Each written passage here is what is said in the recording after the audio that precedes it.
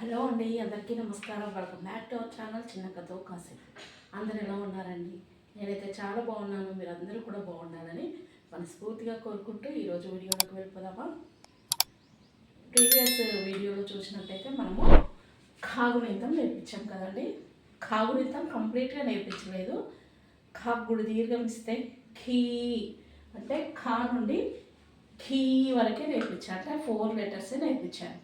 అయితే ఈరోజు కంప్లీట్గా కాగుణితము నేర్పిస్తానండి పిల్లల చేత. ఏ విధంగా చదివించాలి, ఏ విధంగా రాయించాలి అనే విషయం. అయితే 2 లెటర్స్ లేదంటే 4 లెటర్స్ ఇలా చెప్తే వీడియో చాలా చిన్నగా అయిపోతుంది, లెంత్ తక్కువ అయిపోతుంది. కాబట్టి గుణితం కంప్లీట్గా నేర్పిస్తాను. మీరు మాత్రం పిల్లలకు 4 లెటర్స్ పిల్లల నాలెడ్జ్ని బట్టి వాళ్ళు ఎలా గ్రాస్ప్ చేస్తున్నారనే దానిని బట్టి 2 లెటర్సా 4 లెటర్సా మీరు నేర్పించండి. గుణితం మొత్తం మాత్రం నేర్పించకండి.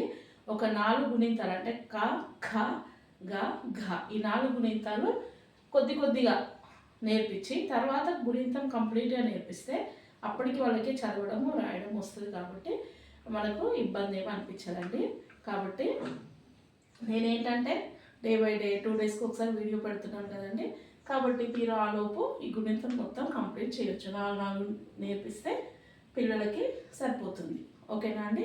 మరి ఈరోజు గుణితం కంప్లీట్గా చదవడం ఎలా చదవాలి అనేది నేను చూపిస్తానండి.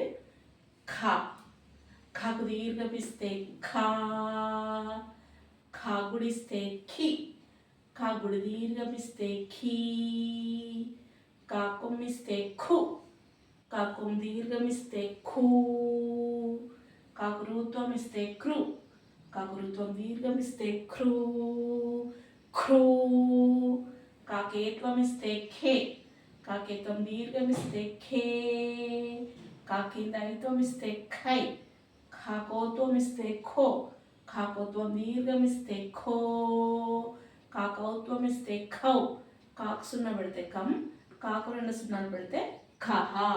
అయితే మనము ఈ కామ్ చదివేటప్పుడు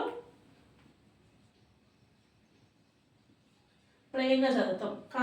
కాకు దీర్ఘం ఇస్తే కా ఇది. ఇప్పుడు ఇక్కడికి వచ్చేసరికి ఒత్తి పట్టి పలకాలి. ఖాకు దీర్ఘం ఇస్తే ఖా, కాగుడిస్తే ఖీ. అదే మనము ఫస్ట్ కానీ కాగుడిస్తే ఖీ, కాగుడిస్తే ఖీ. ఇది ఇక్కడ కాగుడిస్తే ఖీ, కాగుడు దీర్ఘమిస్తే ఖీ.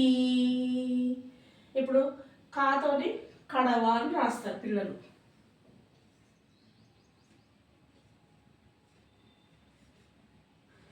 కడవ. మరి ఈ ఖాతో వచ్చే పదం ఏదైనా ఉంటే ఖరం, ఖరం, ఖ. చూడండి ఎంత తేడా ఉందో. ఖరం, కడవ, ఖరం. అంటే ఈ 2 లెటర్స్ మధ్యలో వ్యత్యాసం తెలిస్తే పిల్లలు ఈజీగా పదాలు రాయగలుగుతారు. ఆ విధంగానే గుణింతాలతో వచ్చే పదాలు కూడా రాయగలుగుతారు. ఖాకి, ఖాకి అంటే పక్షి కాదు, ఖాకి డ్రెస్ అంటారు. పోలీస్ డ్రెస్ని ఖాకి డ్రెస్ అంటారు కదా, అలా. అప్పుడు ఈ ఖా వస్తుంది. ఓకేనా అండి?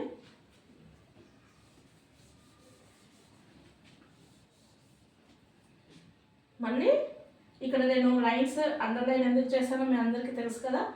ఇక్కడ దీర్ఘం వచ్చే పదాలు ఏవైతే ఉన్నాయో వాటి దగ్గర మనము అండర్లైన్ చేస్తే పిల్లలు అక్కడ దీర్ఘం తీసి చదివే అవకాశం ఉంటుంది. కాబట్టి ఇక్కడ మనము ఎక్కడైతే అండర్లైన్ చేస్తామో అక్కడ మీరు కూడా అండర్లైన్ చేసి పిల్లలకు గుణితం నోట్బుక్లో రాయండి. రాస్తే పిల్లలు 3 టైమ్స్ మన గుణితాన్ని చూసి 3 టైమ్స్ రాస్తారు. కంప్లీట్ అయిన తర్వాత మీరు ఇప్పుడు కా నుండి ఖీ వరకు మనది అయిపోయింది. ఈరోజు కు ఖూ ఖృ క్రూ ఈ 4 లెటర్స్ నేర్పించండి.